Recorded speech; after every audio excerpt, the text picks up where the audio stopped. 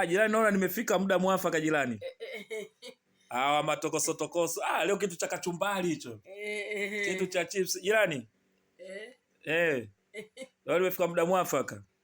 Nakuona, yani wewe bidhaa yako hakubeti tu. Yani bidhaa kubeti tu jirani umeishafika. Tuendelee jirani.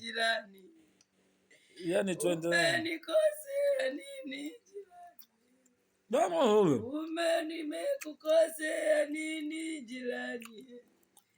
Kila mida ya kubeti jirani. Yani tuendelee. Unavamia. Yani tuendelee. Sasa nikueleweje? Jirani. Hapana jirani. We. Yani mtu ameshajipanga mwenyewe jirani.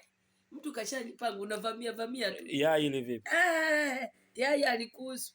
Sometimes itabidi mtu ufunguke tupotelea mbali. Kama lawama na iwe ni heri lawama kuliko kuniachia kuchangia kitu ambacho hujasikuwa na bajeti na wewe jirani. Jirani kwa uchoyo hivi vitu vya kawaida. Sio mchoyo jirani, unatakiwa kwa mtu unapoenda toa taarifa.